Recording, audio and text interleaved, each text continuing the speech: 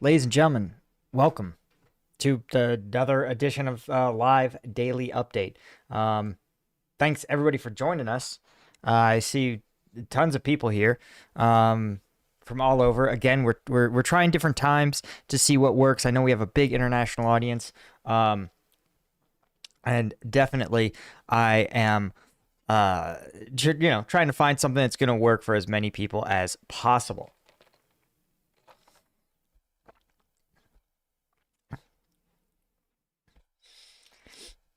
Yeah, shout out to the person who said my timekeeping is definitely Army grade. That's right, military grade. If you've been in the military, you understand that means not all that precise and not all that, functional, but good enough. And that's a good characteristic of my punctuality. I'm punctual enough. So welcome from the UK, upstate New York, South Carolina, Arizona, Napoli. Oh, that's cool. From France. That's cool. I always love seeing where everybody's tuning in from. Before we really kick into it, of course, we're going to give people some time to hop in. But basically, we're going to do kind of an update. We're going to do a little bit of real-time research to try to figure out what's going on the front lines. Is this breakthrough continuing? What is Ukraine's larger vision here? And generally, we're just going to try to get a sense of things, right?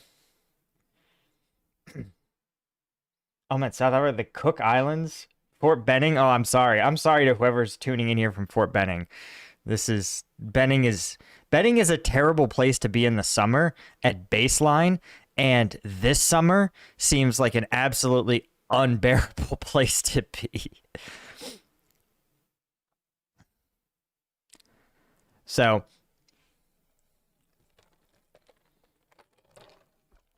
somebody here claiming to be from the moon. That's cool. But let's see. I'm gonna try to pull some stuff up. We'll have some stuff pre-planned, so to speak. But it's on whatever used to be Twitter. Okay. So is there anything particular that you guys want me to take a look at in this stream? Any specific stories, right? Obviously, we're going to look at the updates. We're going to look at the breakthroughs. We're going to try to get tactical with it. But if there's other stories you want me to sort of take a look at and evaluate.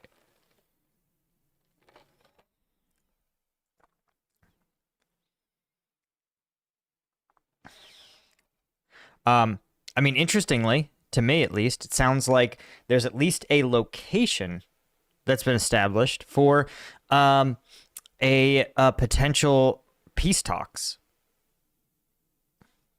right?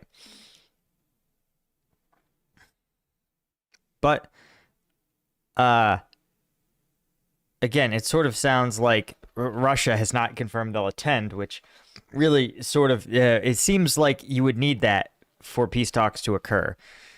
So, will it prove something larger? I don't know. I don't know.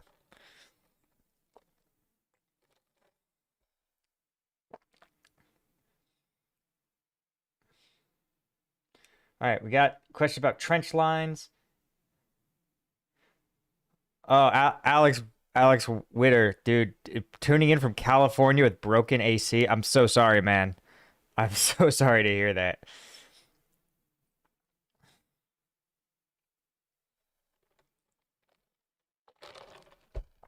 Okay. All right, so you want to take a look?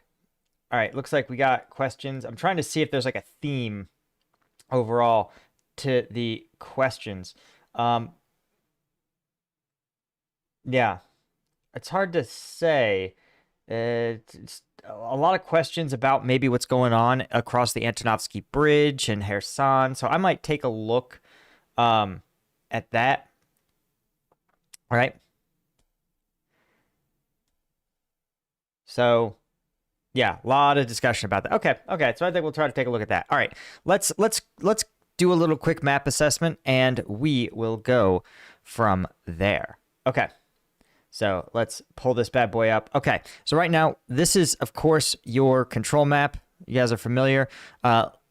Interestingly, enemy, right? They're reporting that Russian forces actually being knocked, it says knocked out of some of the areas. So interesting. So let's back it up a little bit here. We'll back it up about 7 days or so. So in the course, actually, we'll back it up even further. Here we go. We're going to back it up. This is 10 days ago. Russia launched what it purported was a major offensive in the north. And you can see, right, it really centered on this Karmazanivka.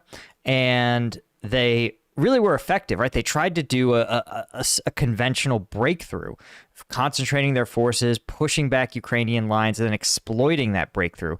And you could see it looked really successful in the first 5 days.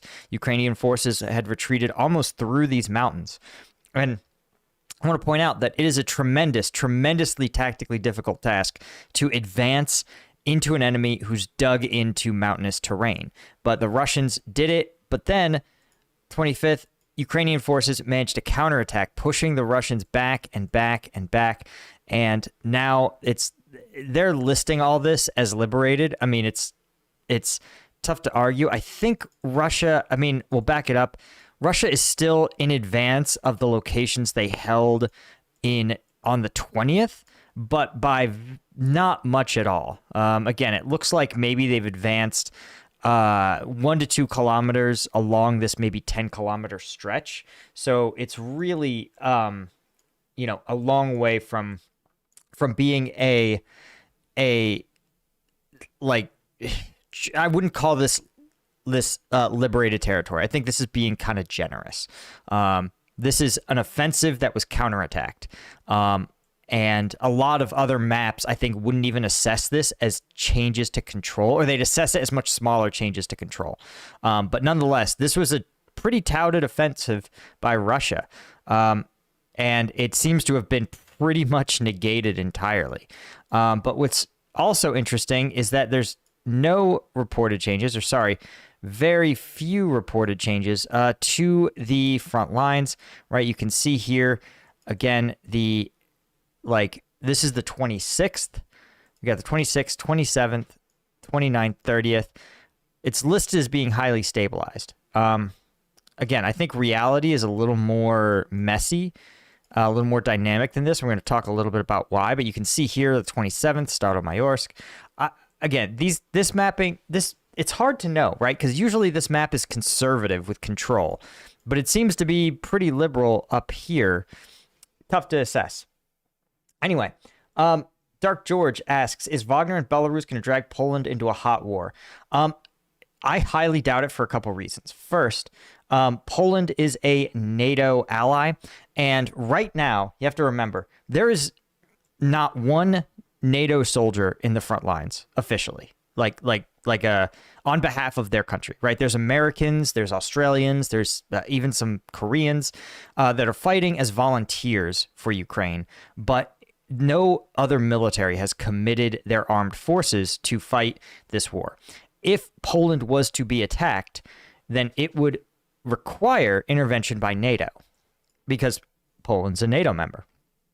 And so that would incentivize Poland, right? All of NATO to mobilize. But here's the thing, guys.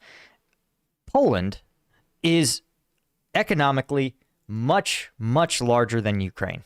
It's let's see if we can GDP by country, and I'll show you just the scale that we're talking about, because GDP is a really good proxy for how advanced a military is or can be, right? So when we look at it, we can see, let's see if we can find Poland here. Portugal, Kazakhstan, Puerto Rico. Let's just use our old friend. Right, so Poland appears as the 22nd largest economy in the world. Notably, right, let's see, Russia's the 11th. So, it's not small potatoes. But I want to point out that Ukraine, whose military, admittedly with considerable assistance, is the 60th largest economy in the world. So Poland has an economy 7 times as great, right? Right?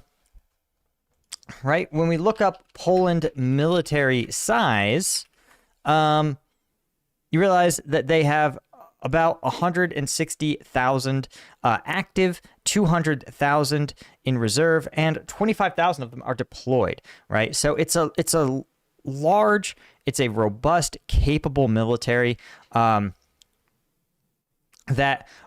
certainly you can imagine, right? Remember, the entire Ukrainian offensive is Ukrainian counteroffensive is a 35,000 person fighting force.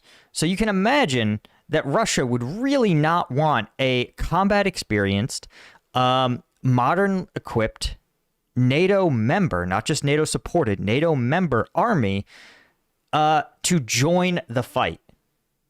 So anyway, in conclusion, I think there's almost no chance that Wagner would ever, or Belarus would ever allow Wagner to take this sort of risk. Anyway, Asir asked, do you think China will attend in Saudi Arabia? Is Saudi Arabia only doing this for worldwide optics, or is it to counter Iran? Thank you. Okay, I want to do a deeper dive into this story. So I'm actually going to just, we're going to talk about that once I cover the mapping stuff, if that's cool, Asir. But that's a really good question. So, okay, let's talk a little bit again about the combat map here. And you can see there's been very, very, very few, an unusually low number of updates. But again, what I find most interesting is this carve out here, where you're seeing, again, persistently, they're tracking that this entire region is listed as contested, which itself is very interesting because if this is true, if Ukrainian forces are operating at times this deep into what's currently marked as Russian territory, it would mean that they are potentially crossing into the first line of Russian defenses, which is significant for a bunch of reasons. You're not really seeing that here. And this is the biggest indicator. Again, this isn't a breakthrough because Ukrainian forces don't establish control. But it still is indicative, to me at least, that Russian mine-laying operations are slowing in their efficacy. They're becoming less effective. And that potentially Ukraine may be able to consolidate some of these gains with time. Though the longer this persists, remember, Russia's on the defensive. The longer this sort of persists, the better an hour. So if you're on offense and both you and the defender have, let's say, 24 hours, as a general rule, the defender is going to be better prepared, right? Because they don't have to refit and then move into territory. They can refit and dig in at the same time, right? That's just the nature of defense. So the longer this waits, the more likely it is that we're going to see Russia be able to stabilize their lines instead of Ukraine, right, pushing back their lines. But again, just the fact that there's this much territory that is considered questioned or questionable, to me, is indicative of destabilization of Russian lines. So, okay, Beaches asks, is the war over if the U.S. elects the right man? There are certainly candidates who say those things, that the war would be over if you elect me, I'll end the war in Ukraine. One, everybody says that. Everybody and their brother, right? There's no candidate who claims to be pro-war. They all want to see an end, right? The question is, who's going to end it on what conditions? What people forget is that this isn't the U.S. fighting, okay? The U.S. cannot broker a peace deal. We can encourage Ukraine to broker a peace deal, but we cannot sign it, right? Only Ukraine and Russia can agree to that. And frankly, Ukraine recognizes that it needs U.S. support, but it it needs U.S. support to liberate its country. Could it continue the fight on its own without U.S. support? Possibly. Possibly. Would they go on the offense? Maybe not. But Europe also, they're independent countries. Europe may sit there. Poland may sit there and go, you know what? If the U.S. bails, we will continue to support you as best we can in this war. There's a lot of options. And so U.S. presidents sit there and think they can sometimes, dictate terms to the world. And it's just not true. And it's also, the U.S., when we make a promise to a country, every other U.S. ally looks to see what a promise is worth. And this is important to understand, is that one of the things that has allowed the United States to operate differently, if you look at history, right? For most of human history, if you had a lot of power, you conquered other countries, and then you told them exactly how things were going to be. The old emperor was dethroned. I'm the new emperor, and the new emperor dominated that region until they were tired of it. And the U.S. has, changed that paradigm in some significant ways. Like, it's still, don't get me wrong, I'm not some sort of like U.S. is a perfect and never done anything wrong, but the U.S. builds a lot of friends who don't really feel like, who aren't in a big hurry to leave, right? The U.S. has good friends internationally, and we do it because a promise from the United States, it means a lot. When the U.S. is like, yo, we defend our allies, every other country goes, damn, being a U.S. ally pays. It pays to be friends with the United States. And so a lot of other countries are looking at Ukraine right now, and they're saying, I'm a small, poor country, but I'm a loyal ally of the United States. We're a trading partner. We welcome their ambassadors. We collaborate with their military. We share strategic objectives. And if you're a small country, you look at Ukraine and you go, what's a promise from the U.S. worth? And when they see billions of dollars being given to support Ukraine, it tells other allies. It tells Taiwan, right, that, hey, a promise from the U.S., an alliance with the United States, is worth its weight in gold, right? It tells Japan, who has a lot of contested islands in the region, that a promise from the U.S. is worth its weight in gold. It tells, pick your contested country. It tells someone like Israel, who knows, like, hey, a promise from the U.S. is worth a lot. Even Afghanistan. We supported that government until the day it fell. And like, I will be the first one to dunk on the U.S. for doing a bad job in Afghanistan.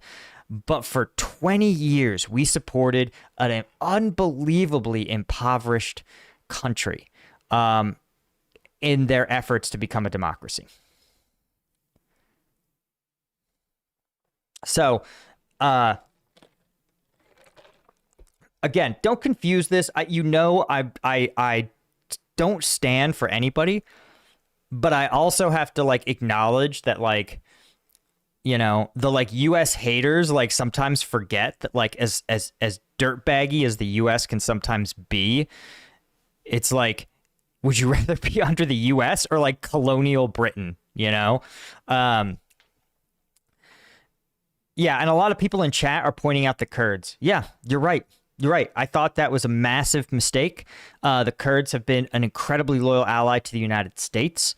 And I think that betrayal of the Kurds, it was a massive, massive error by the United States. Worth noting, though, the Kurds are not a country. They are an ethnic people group. And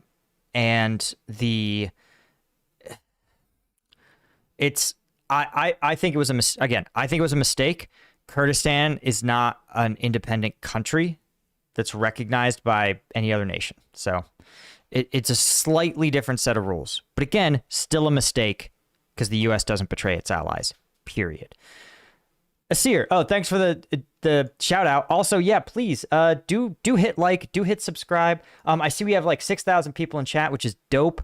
Real quick, if you guys are interested in some of the combat footage from this this offensive, I actually just did a breakdown. It dropped on Friday. We looked at some of the advances in Staromayorsk and near Zaporizhzhia. And what I thought was really cool, we looked at Ukrainian armed forces. They released a video depicting a whole operation, right? Literally from the GoPro of a soldier on the front lines to footage from the TOC of commanders making decisions, the drone feed, how the mechanized forces and the artillery all work together to make it happen. It was a really cool video, but because of YouTube's monetization policies, I can't show it to you. So instead, it's on combatvetnews.com. And if you want to become a member and support the channel, it's the best way to support what I do. You obviously have seen I get very few sponsors for this content. So it's a huge help if you're able to become a member. And plus, you get all this combat video analysis that I can't do anywhere else. So, and again, I appreciate you guys. I'm going to throw it in chat real quick. And unavailable, it's $2 chat that says USA is not a democracy. You're right. We are a representative.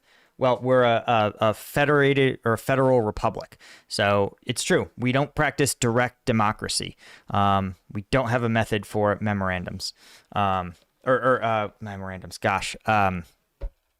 How am I blanking on this? A direct, like, oh my gosh, what is the term? Help me out, guys. The like a direct democracy referendum. There you go. Just I need more coffee, I think is the lesson here. Thanks, Jan Hertz.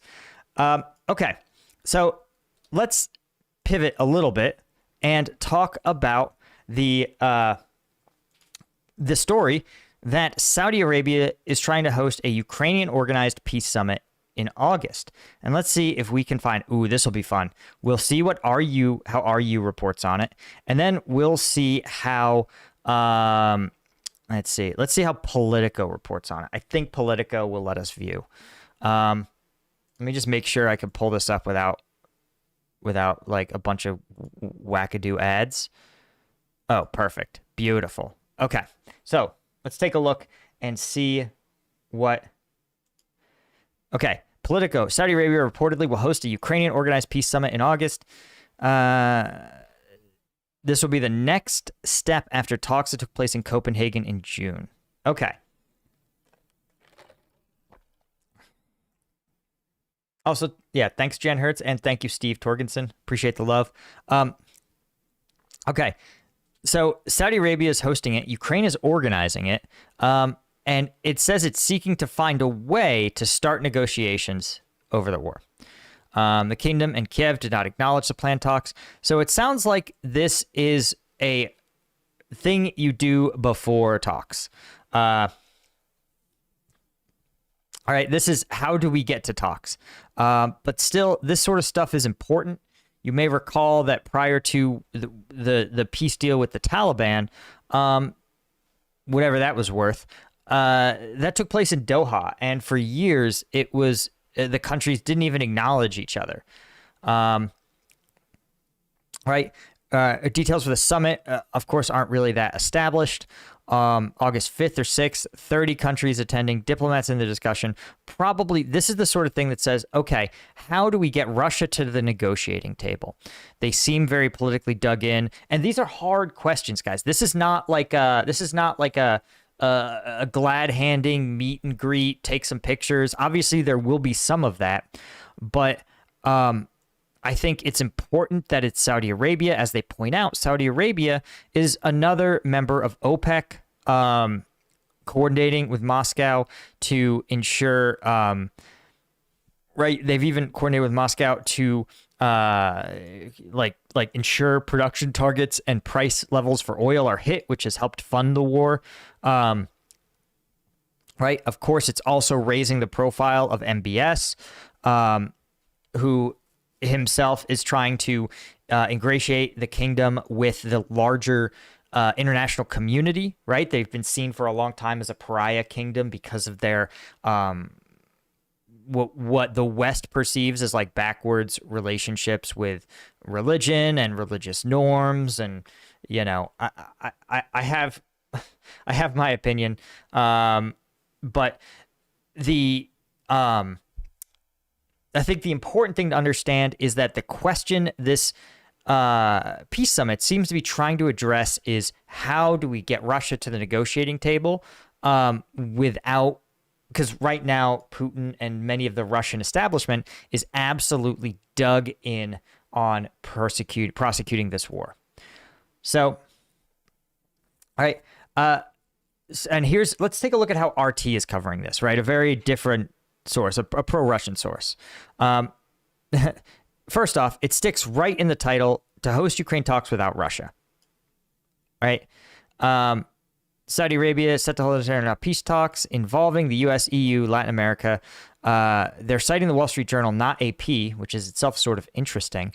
And Russia's excluded from the gathering organized by the Western powers in Ukraine. Right? 30 countries have been invited, including Mexico, Chile, Namibia, but it's not yet clear. Yeah, it's. I love when the people report on information that isn't there. It's not clear how many nations will eventually send delegations. Okay, cool. Right, lots of places have already accepted, including Poland and the EU, which is sort of weird, but okay, a weird distinction. And this sounds like classic Russia. It sounds like they're trying to report like facts. The goal was hoping to okay, interesting. They're acknowledging that the venue was chosen in hopes that Beijing would attend, which Beijing can also exert a lot of leverage on Russia. The source acknowledged Chinese unlikely to travel to the meeting, which is not the same thing as not attending, right? And of course, you have it's hard to hold these sort of talks, as it point out, in Copenhagen or Denmark.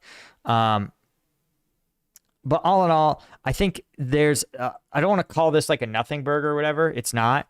But we shouldn't believe that this is some sort of ineffectual effort at peace talks. This is the allies getting together and being like, hey, or countries with an interest, right, in supporting Ukraine, saying, hey, how do we get Russia to the negotiating table? What might these talks look like? So this is again, like the talks before the talks. It's like the meeting before the meeting. You guys have all had that, right? The meeting to prepare for the big meeting. That's what this is. So just be glad you're not a diplomat, because imagine having a 6-month-long meeting before the meeting. That's what this is. Anyway, Friar Dismiss Sire OP asks, I hear everyone wants Russia to pay onerous reparations post-war, but wouldn't that just repeat the mistakes against Germany post-World War I and enable someone worse to unite Russia? Yeah, I think I think the First World War showed that belligerent reparations is a bad policy. I think the tough part that the tough needle to thread is that ultimately, right, Russia is a what we could generously call a flawed democracy. There are elections, but the outcomes of those elections are in most ways predetermined. So they're not quite a farce, right? There does appear to be competition in the elections, but only for very low-level party officials and for the individuals who get to the State Duma. But the party in control and the ideology that's in control seems fixed.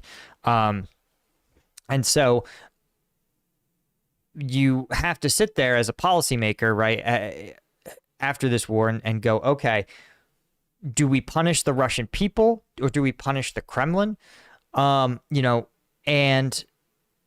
what does those punitive measures look like? And the answer has been recently that you don't view these wars of aggressions as like punitive per se. You try to create a sanctions regime that limits those those states from building their militaries back up. but still allowing certain levels of aid and support. Good example would be like efforts to sanction North Korea, but still provide them with certain levels of aid. There for a long time was a deal where in exchange for like increasing engagement with the international community, North Korea would qualify for increasing levels of aid and assistance. You look at like the Iraq sanctions regime prior to the invasion, you saw something very similar. But ultimately, like straight reparations have gone out the door. Those are done. Because for the exact reasons you said, it punishes people who weren't belligerents. Generally, the elite of these countries that are responsible for decision making don't get punished by sanctions. And more often than not, we have a more sophisticated international regime for these sort of things. So you can actually, like, it would have been, imagine trying to punish World War I Germany, but like punish each individual who did something. It would be impossible. But nowadays with, SWIFT payments and electronic border controls, it's hard actually to assume a false identity. So you can punish the individual actors in the Kremlin without necessarily damaging Russia. And again, enough other countries, Russia's still a big economy and they want to trade with it. It's the 11th largest economy in the world. You can't simply rip it out of the international space, right? Russian oil is important. A lot of Russian products are important. So I think that, yeah, no reasonable person, the people calling for like Russia to have reparations to rebuild Ukraine are just dumb. Like, I don't know what to tell you. It's just a dumb policy, right? Anyway, let's take a look, see if we can find more about what's happening on these front lines. Okay, here. So let's take a look first off, War Mapper, who's also been covering the coup in Niger, which I haven't actually done enough research into this, but I may this week make a video trying to like get all the information together and give it to you guys so you can sort of understand. So if your friends ask, you can sound smart, because right now I can't sound smart. Here, let's see. This is as of yesterday. Ukrainian forces, right? It's reported that they're advancing. They've controlled up to the edge of Kurdyumivka, and it lists large portions of Kurdyumivka as contested, which is itself sort of interesting to see. Again, it's always interesting to see gains transition, like to see gains happen in different directions. So here you can see again in sort of the larger front line that there's gains being made here, and of course gains being made towards Staromayorsk. But yeah, and this is from 2 days ago, Oruzane, where some areas, you can see this lists Oruzane, the area between Staromayorsk and Oruzane, as contested. Again, contrast that with this map here, where you can see all of Oruzane is listed as contested. So again, I think in the south, the live map is really liberal with its interpretation of what is control, where are Russian lines. These are probably areas where Russian forces do not encounter Ukrainian troops, or might even not be under like direct Ukrainian fire. Because again, if you're looking at like a direct fire weapon, say a machine gun position, for example, you can reach that, especially if you have a little elevation, you can reach that a good, potentially up to 3,000 or 4,000 kilometers, or excuse me, potentially up to 3,000 meters. So you can see here, right here is about a 1 kilometer radius. And so you guys can see that, again, maintaining about a 1 kilometer radius, really, you can apply pressure if you're Ukraine across large swaths of Oruzane. Let's see if we can reset this and do it from right here. So this is Ukrainian controlled territory. Boom. Yeah, if you're talking about 1 kilometer, again, something that's like small arms range. Yeah, you could see that most of Oruzane would be under some level of Ukrainian threat. So I think that's probably their assessment. Anyway, Bill Hart, thanks for the super chat. Is targeting Russian logistics having real strategic effects, or are they just big explosions for the daily news cycle? Well, I maintain, honestly, I think the proof is sort of in the pudding, right? We saw a while ago that over the past maybe 2-3 weeks that there's been a lot of targeting of Russian logistics centers. And now it was accompanied by a fairly big Ukrainian surge. And that seems to have had some effects, right? It's delivered significant battlefield results. So, is it game changing? No, but it's some of the biggest advances that we've seen in some time. And, things happen for reasons. And I think a big reason is that targeting of Russian logistics has improved. And the decision to do so has really enabled Ukraine to operate and liberate a lot more territory than we've seen recently. Now, obviously, this isn't the same thing as Russian forces falling apart or going into full retreat, but it is a sign. I think there's a lot of indications that these two events followed one after the other. Again, do I have direct evidence of Russian forces running out of ammo, running out of water? Not really, just sort of some rumors. But I would link those two events because they make sense. So in conclusion, yeah, I think you're right.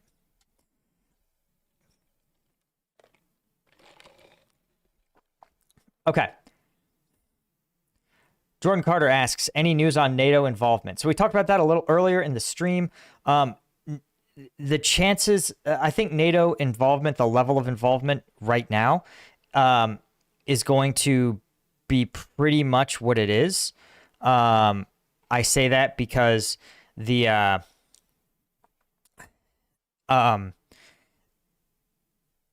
NATO is not going to bring their forces onto the ground. They're not going to have NATO pilots in the air. They don't want that. They've made it clear. Russia doesn't want it. And so I think this level of support where they provide military logistics support, intelligence and planning support, and diplomatic and international support, I think is the generally agreed upon playbook. And again, NATO is achieving their objectives, which is ultimately for NATO, it's about taking one of their chief geopolitical rivals, Russia, and diminishing their geopolitical power, which they've done by basically eliminating their entire armed forces, so that they are now on par with they're on par with Ukraine, right? So I think I think the assessment is my assessment is NATO's going to keep its current playbook. Okay, so I'm going to take a risk here. We're going to go over to Twitter or x.com or whatever it's calling itself. I wonder, did he get the x.com domain name? I'm not going to pull it up in case I'm wrong.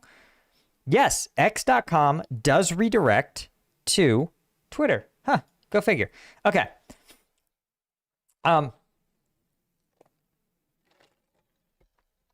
Okay. So here is the top tweets from recently, or X's. I don't know what to call them now.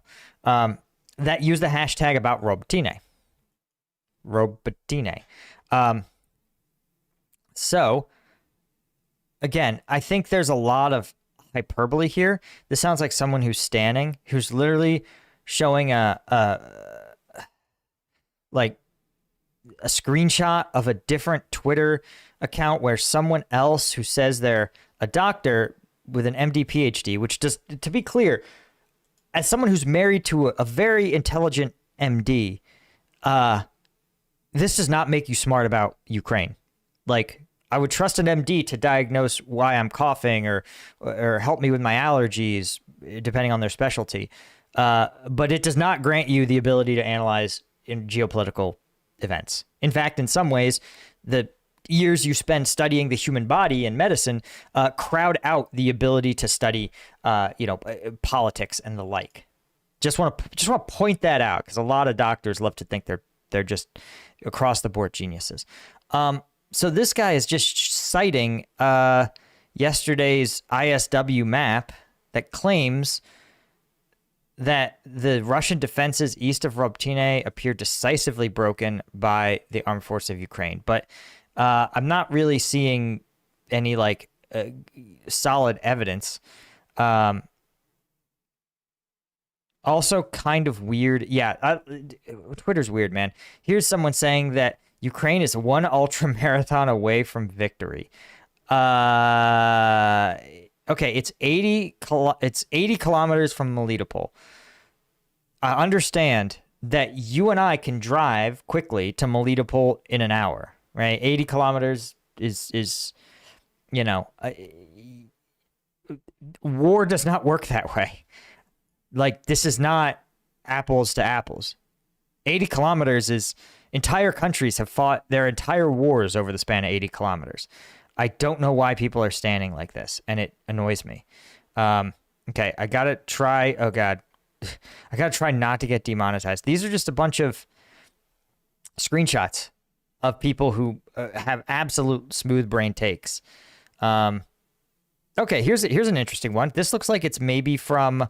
Okay, this looks like it's from maybe one of the GeoMapper sites. This seems a little more legit. Let's talk about this. Hopefully I haven't just been demonetized, which if you're new, if you just showed up, thank you, welcome. Please hit subscribe and hit like just to tell the algorithm that this is quality content. And of course, I can't do war analysis here, but if you want to do war analysis, you can, like, if you want to see actual analysis of actual combat footage, I do that on combatvetnews.com. And you can become a member. It's the best way to support the channel. Okay, so let's take a look at this. This looks like it is triangulating like different sorts of evidence of people or forces operating in places. And so what it says is that there's footage of damaged Ukrainian equipment as far south as this area here. So when we triangulate this against the map, I think this is probably, it's describing, let's see. I think this is probably this region. Let's get this over. I think this is why they're assessing. Yeah, I think this is what we're looking at, actually. I wonder if I can change the layers. No, there's no layers on this. Okay. I think this is probably what we're talking about, right? Where there is evidence of equipment operating in these areas, which implies that it's contested.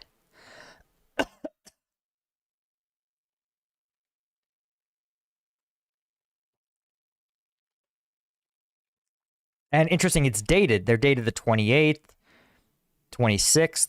Okay, so this seems like for at least several days, you've had Ukrainian forces operating in this region. Again, let's see if we can get a little bit more context. This says Robotine. But yeah, it's hard to tell. I don't know if this is Robotine, honestly.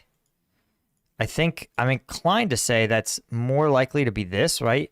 Because here's Robotine, here's Novoprokopivka, and then 2 villages to the left. So I'm seeing this road. Nah, maybe not. It's tough to say. It's tough to say. Oh, well, that's also from July 26th. Let's get the latest, because those are just top tweets. That doesn't mean diddly. Let's get the latest tweets. Okay.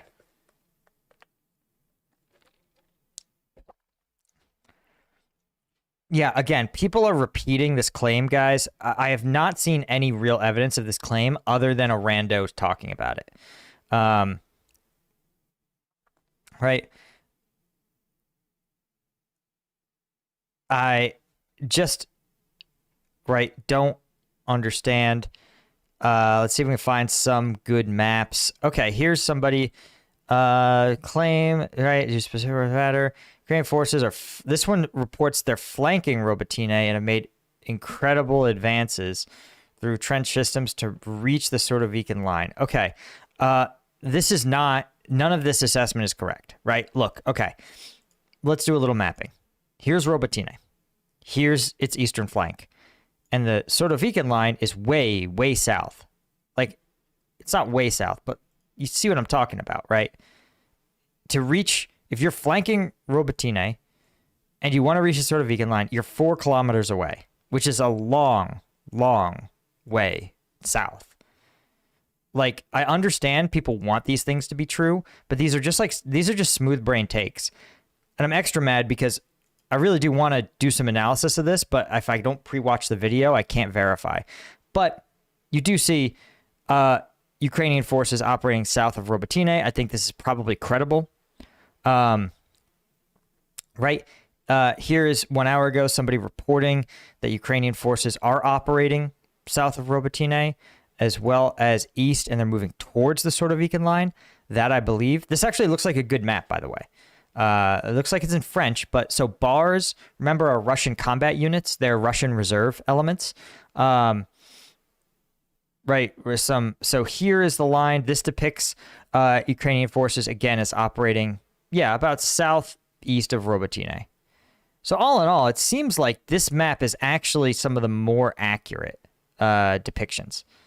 Because if we look, it looks like here's Robotine, and they really never get south of the southern line of advance.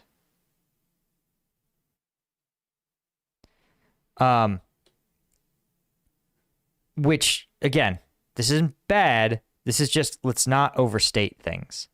And I get bothered when I see this level of like, people want to conjure truth out of nothing.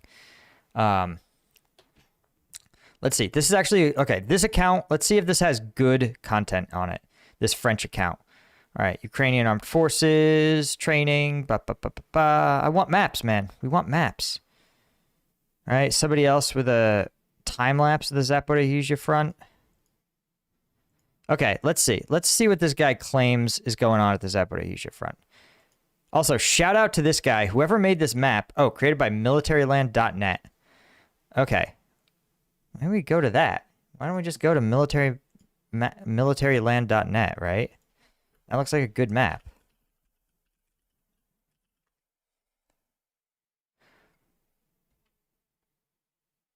Oh my god. Okay. You got to see this. You got to see this. Look at this site. This is the worst laid out site I've ever seen. All right. Last updated today deployment map. Let's look at this operational map. Okay. So we're seeing who's deployed where, what are they doing?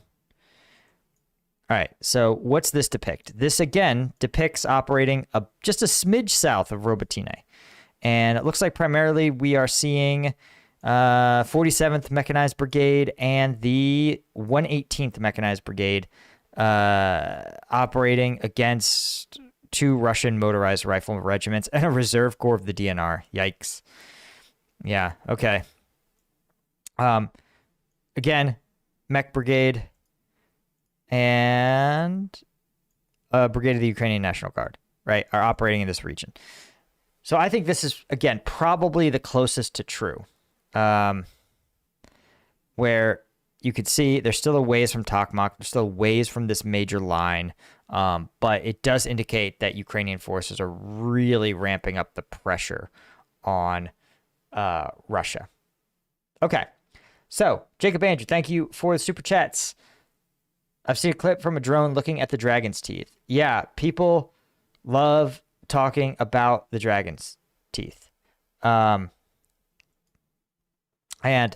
I understand that they are meant to canalize tank formations. But it's not clear to me,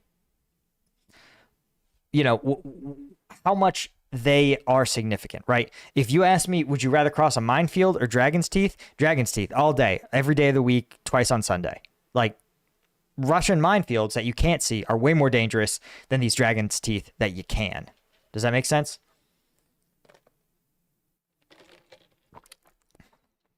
And they're probably meant to. They're meant to just make tanks and vehicles go around them, because when you go around them, you get canalized into minefields. That's either minefields or pre-planned artillery fires. That's for sure what's happening. Not for sure. I'm 99% sure that's what's happening. Because what else are they good for otherwise? Slowing down a tank? There's no point.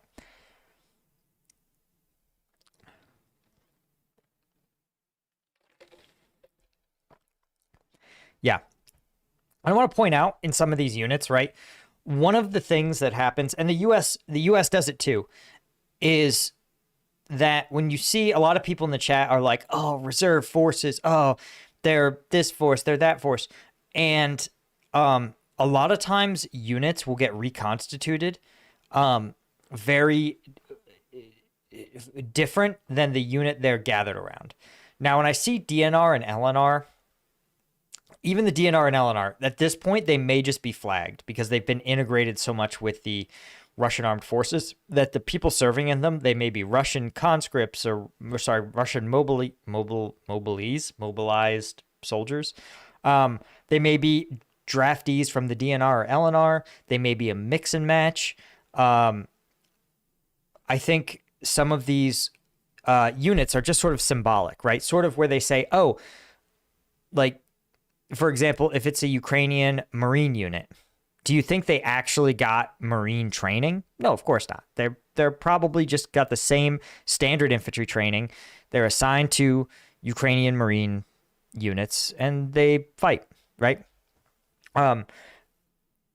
Similar to like Ukrainian air assault brigades. The air assault brigades probably don't have any helicopters. They probably have no training in air assault. Why would they? That's not an operation in this war.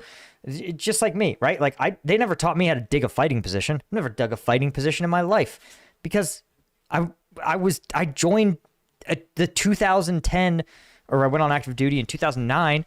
Like, we didn't need to train soldiers to dig fighting positions. I needed to know how to use a Humvee, how to respond to an IED, how to use a tourniquet, or the essential soldier skills in a war. You ask yourself, you look at the soldiers in combat and you go, what do we need the soldiers to learn today? And that's what the focus is on. Diamo Fiasco asks, where do all the map updates originate from? So they come from a couple of different places. It depends on, first off, it depends on the map. But many maps do use either video released by the governments themselves. For example, Ukraine will say, here's a picture of our soldiers in downtown Staromayorsk. We've taken it. And usually that's enough to pin it. Sometimes it is social media where you say, hey, we know Ukrainian forces are operating in this region because we have social media posts showing it. And usually those posts nowadays for Ukrainian forces and Russian forces, usually they're delayed by about 24 to 48 hours. Then you also have what's called OSINT, or open source intelligence. And that can include social media posts, but it also can be commercial satellite info. Remember, you can buy commercial satellite footage or pictures in a very high level of detail. That's fairly recent, right? Like, how recent can you get satellite photos? So, right, and there's a bunch of actually like free ones. What I'm trying to see, there's apparently tons of free, and a bunch of actually that you can see the Earth in real time. NASA has satellites; it'll just let you see whatever. ISS, real-time weather apps, but there's tons of satellite footage that's just free. They just give it away, and there's a lot more commercial satellite footage that you can purchase. That's very, very up to date. Again, it's sold usually for things like if you want to explore mining in a remote region, you might say, oh, we want satellite photos to assess the infrastructure, or you want to examine forest regrowth or in a area that had deforestation. Satellite footage could be a cheap way to do it from your home. So yeah, you can just use OSINT and just get the satellite footage that way. Okay, Jordan Carter says, how do you personally think the war will end? I think the war will end with in a sort of Korean War fashion, where Russia will get, I imagine they'll get pushed back. It remains to be seen how much. But if I were a betting man, I would bet that the Donbas region that they started in, and Crimea remain Russian, and that Russia will not back off their claims of the other parts of eastern Ukraine. And Ukraine will not back off its claims that it possesses Crimea and it possesses the Donbas. But I think ultimately both sides will realize that it is more effective economically and in terms of lives to dig in, establish very firm defenses, and trade artillery rounds at each other, while sort of de facto acknowledging that the war is over in many ways. So in a lot of ways, I think it's going to pivot back to the 2016, 2017, 2018 era, where that's what it was. It was trenches dug into the Donbas. So that's my prediction for how the war will end. Because Ukraine's not going to give up its claims, right? Politically, and they're simply too invested, and they have made clear that is the war's objective, and the public in Ukraine will not support ceding territory to Russia, and Russia has made clear that they believe this to be an existential conflict, at least for the ruling party in the Kremlin.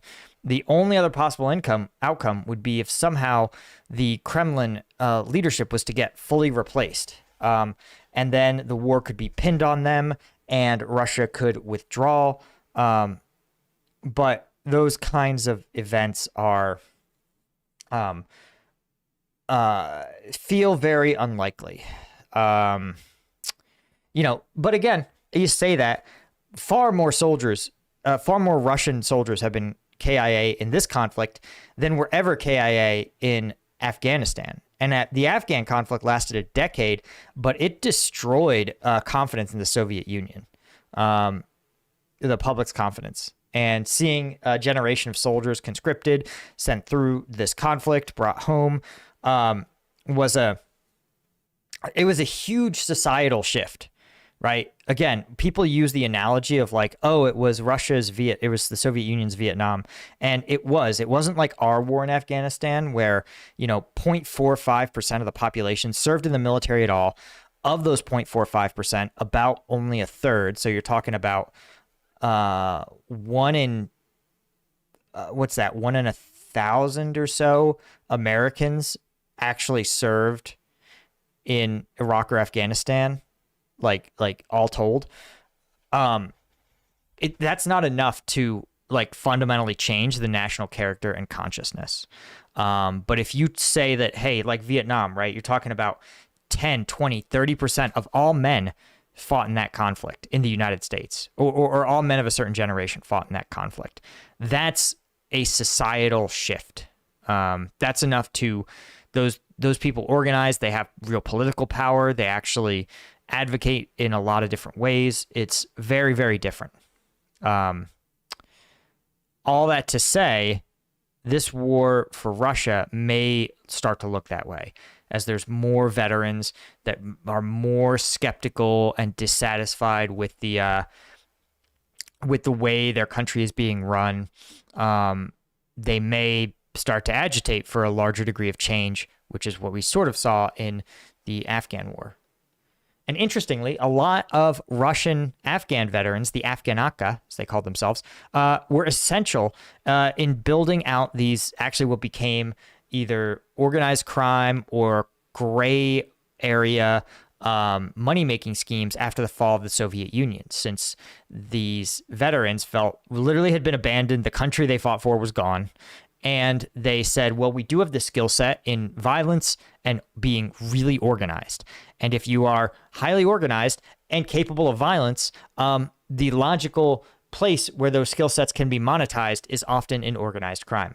So early 90s Russia, sort of iconic for being,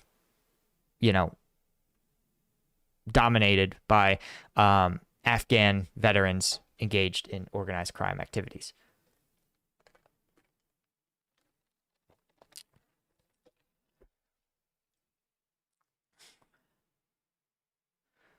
All right. And do you guys have any questions for me? I think we're going to start wrapping up. I do want a quick shout out, of course, for all the new viewers, combatvetnews.com. If you don't know, guys, I really can't show any combat footage on here.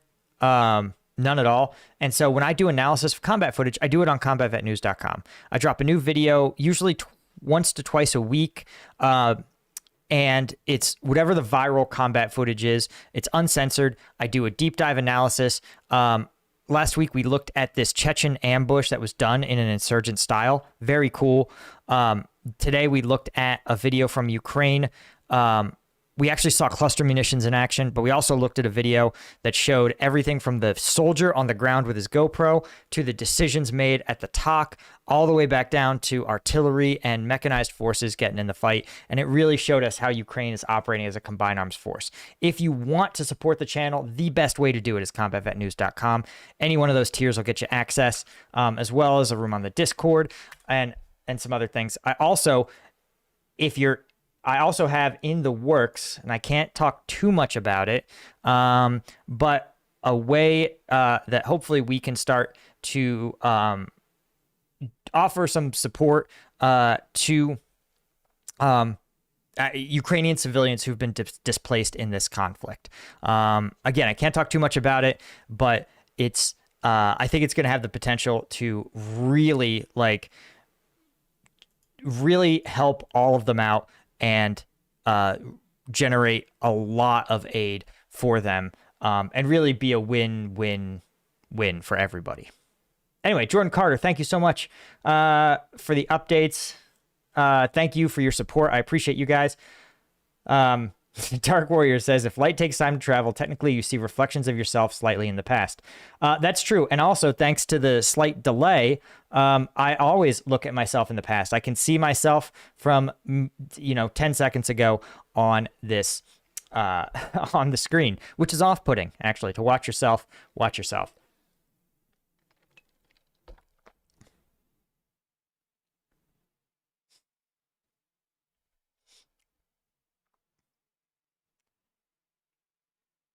Anyway, I appreciate you guys for joining me. Do you have any last questions before I dip on out of here? I didn't even finish my coffee, but I'm feeling pretty good.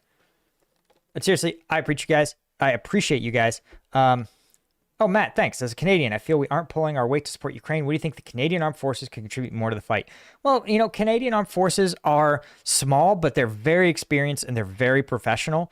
I think the need for training seems tremendous. And, I'm not sure how many Canadian Armed Forces members are training Russian troops. I think, hosting training operations in Poland, because that's where it's easiest to get Ukrainian troops to that isn't in Ukraine itself. I think that's probably the best bet. But ultimately, Ukraine's gonna the person who knows best what they need is probably the Ukrainians. Jacob Andrew, I've noticed that the Chechens on the Russian side lack air assets and armor, guessing the MOD doesn't trust them. Interesting. I never really assessed that, but I think you could absolutely be right. It wouldn't shock me at all. That would absolutely be par for the course for the MOD, to look at anyone who's different, who's other, and treat them with a high degree of skepticism. Absolutely par for the course. All right, guys. Thank you all so much for joining me. I really appreciate it. I hope you enjoyed this. And thanks to all the members of combatvetnews.com. We are going to be dropping a video probably in the next 2-3 days, since there's a ton of combat footage coming out of these operations near Robotyne and Staromayorsk. And until next time, I'll see you guys in the next one. Cheers.